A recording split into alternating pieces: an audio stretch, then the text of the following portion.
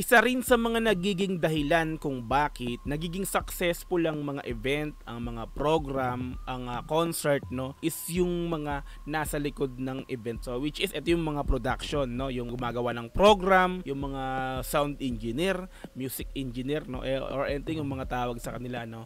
So dahil din sa galing nila, kaya nairaraos ng maayos ang isang event. So eto, no, panoorin natin to mga madam sir. Ito yung playback engineer SB19 simula at wakas BTSPOB.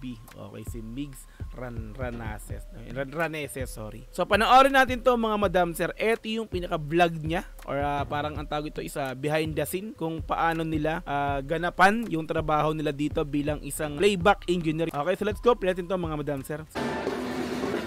Rehearsal SB19. Okay siya si ano? I think siya si Migs. Possible daw maglagay ng key. Meron kami nilagay doon sa...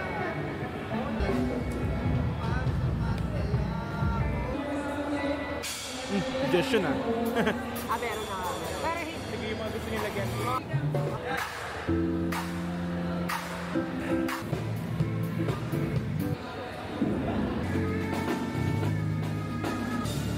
So yung dati na nagawan ko dito sa concert ng SB19, yung banda, drummer mismo, yung mismo may-ari ng banda na yon, no, nag-vlog, pinanood ko. This time ito, kumbaga ano naman to, no, kumbaga sa music naman to. Let's go.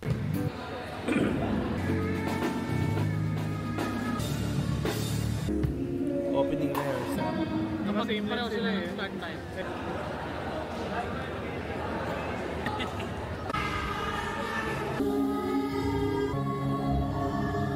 Si Estel, oh. Balik ko nga. Ayun si Estel nga. Tsaka si Pab.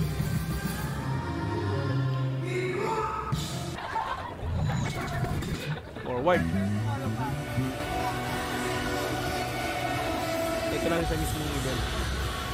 Ricky Ramos Bas.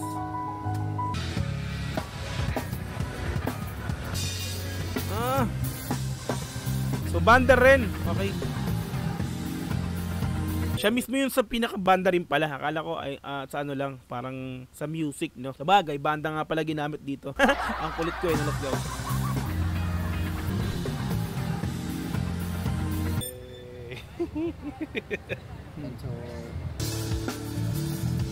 Audio. Editing. Bilis. Ayun, no? Intro. Day of the show, Philippine Arena ba? ODW sa venue. First collab video ako. Ganun. Ang pinag-post. Grabe si Kuya dyan, may budget para sa ano. May sariling photo dyan. Kapatid ni Donnie Pangilinan. Si Tracy Laquisha. Ate Evie. Madam. Yeah, sa mga pinakamagaling na gitarista sa lupalop ng Philippine Arena. Pogi naman ang guitarist na to. Gabi, wala pang makeup yan. Uy, ano ba ito? May video ka na naman. Parang si Ken lang, may video ka na naman. With regards to the queuing of the doors. Ayan na. Sige, hindi ko alam eh. Maraming tao.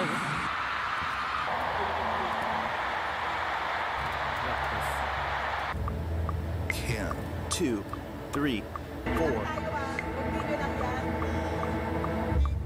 Ken sound check. Okay, going tayo sa mana. Playback ng mana.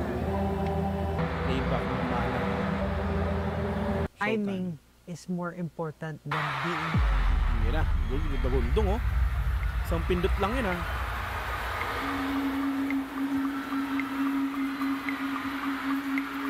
Okay, so sila yung sa playback, no? Bukod pa yung banda. So, meron kasi kumbaga parang ano, no?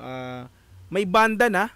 Tapos yung playback pa na ginagamit nila ay parang backup track, parang ganun, no? Merong backup track, sila yon. Sila yung gumagawa na. Okay. So bukod pa nga po yung banda, yung mismong banda na ginamit dito. Tama, no? Playback. Okay, let's go, tuloy.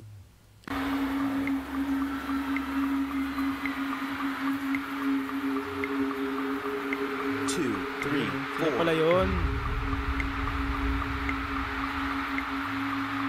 Oh, na-feature pa yung kuha ni Ma'am Rina Cam dito Ma'am Rina Cam. Masarap pa yan.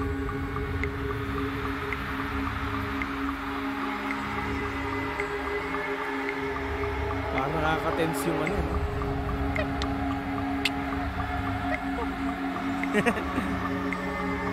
Instrumental two, three, four. Timing talaga kailangan. Sabi nga ni Pablo.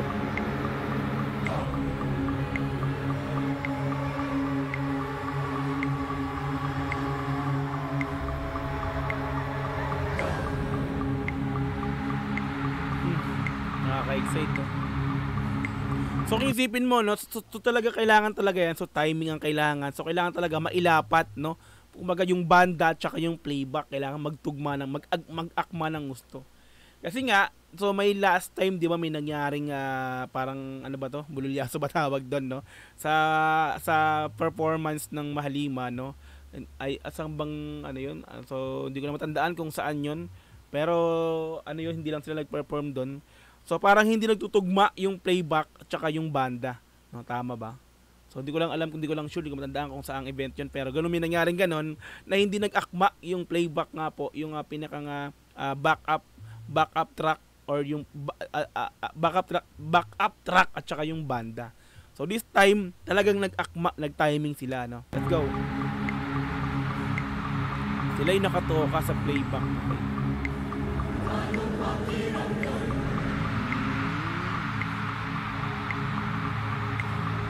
Parang nakakaano yung i-intro pa lang yan.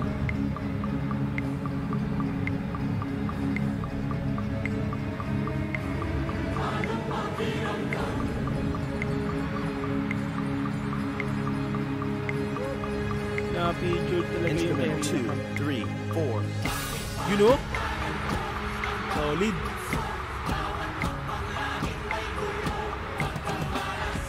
Yun. Diba? Narinig natin no? So, yung playback tapos yung pinakang banda, nagsabay na yung palo ng banda. Taka pum. Diba? Solid. Let's go. You know?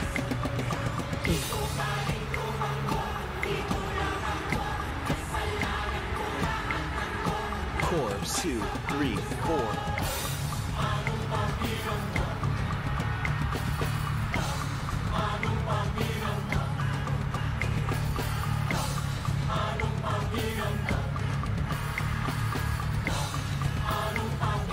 Instrumental 2, 3, 4. Kasi kung iisipin mo, no, kung kumaga, para kapag hindi kasi kayo parang hindi kayo talaga hindi kayo dumaan sa matinding rehearsal nung banda tapos nung playback, parang 'di ba? Isipin mo, no, pag di nag-akma yan, wala na, parang na, 'di ba? Kagulo-gulo na, no. So this time ito dahil din talaga sa kanila, kaya masasabi nating talagang isa sila sa dahilan kung bakit naging successful yung concert ng ating Mahalima nga po, no. Let's go.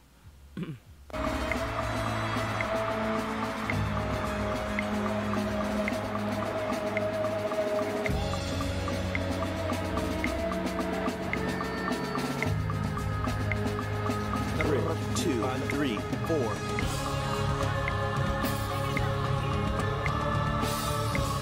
Galing.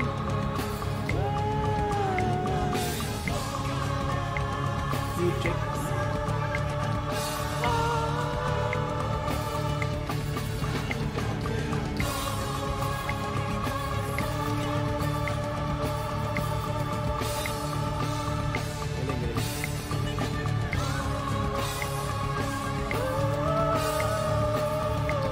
So yun, sila yun, no, yung pinaka namamahala dun sa ano, no.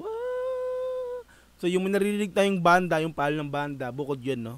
So sila yung sa sa mismong backtrack or yung playback, no? Okay, let's go.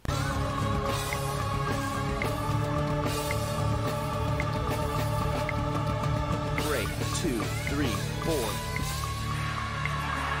Then 2, 3, 4.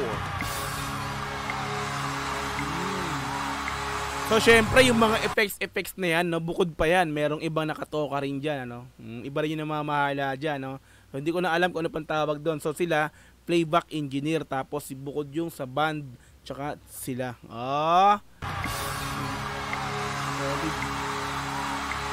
Ay, no? Tumitumit yung ano. 3, 4. Okay.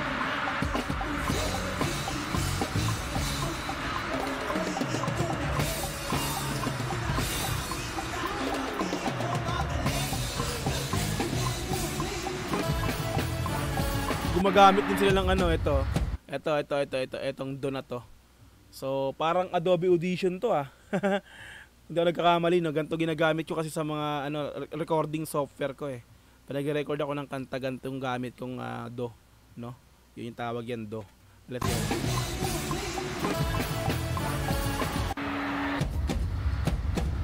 Ooh. 1, 2, 3, 4. 2, 3, 4. Mana. 2, 3, 4. May bilang talaga, no?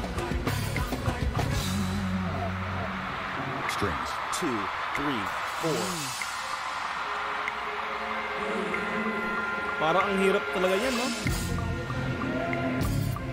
Inisipin mo.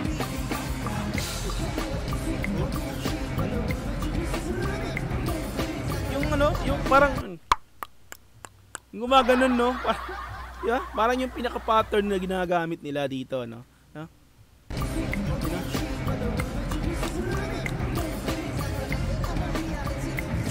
Chorus 2, 3, 4.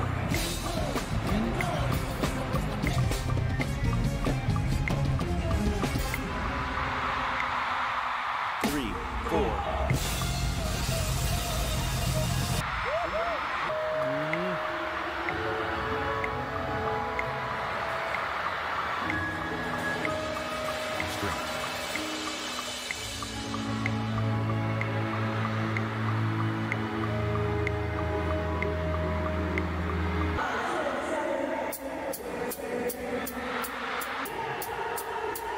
Jump to verse and decrease them. 2, 3, 4. Rock wave video.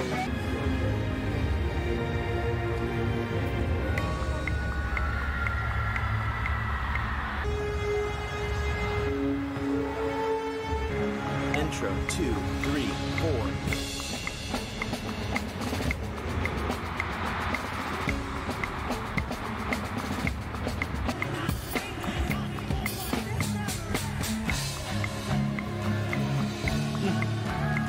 Shake show. Ano yun? Instrument? Shaker yan.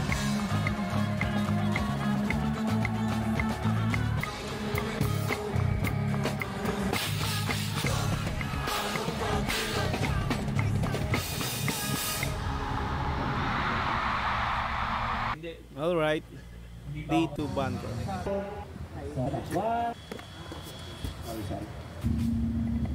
Time check, 10 more minutes. Mana. Ito na yung may Derek Mandy time code Mana. Bilisan na natin to kasi 9 minutes sila. Yugogento. Moonlight. Laser. Yeah. Okay. I want you. Ga. Daanan lang natin yung glitch. Dungka.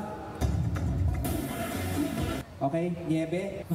Okay, good. Word lang to dam. Hindi na pinakita. Okay, we're good. Thank you everyone. Stand by for open door.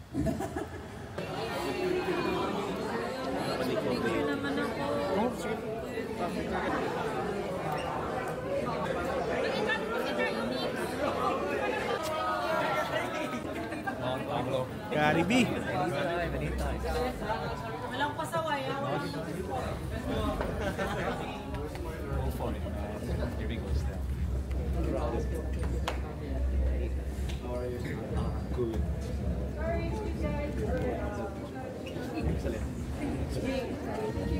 Ganda ulit ang forma.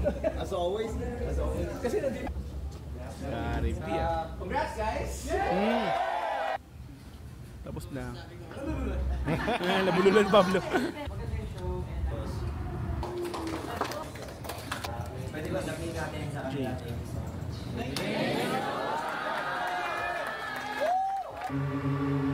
Okay, day 2. So, time day 2.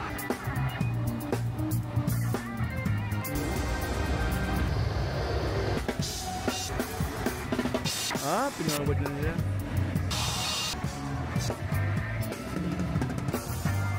So, kita na. Sa day 1, di masyadong kita yung ano yung stage siya. Okay.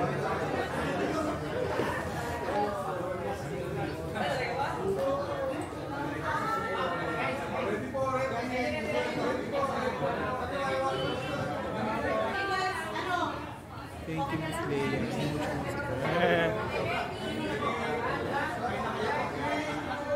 Ha? Okay.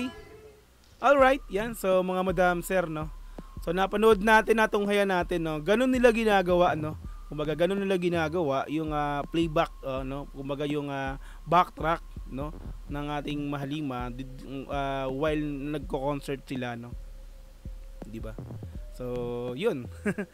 Napanood natin, no? Kumbaga, yung last time na nagawa na may napanood ako, yung banda, yung mismong palo, yung drum. So, this time naman, yung pinaka-playback, no? Sila yung playback engineer kung tawagin pala, no? So, bukod yung sound engineer kung tawagin, sound engineer. Kasi sa mga arranger tulad na namin na may nag-record ng kanta tapos ina-arrange yung mga kanta. Arranger naman. Sound engineer, so playback engineer pala sila.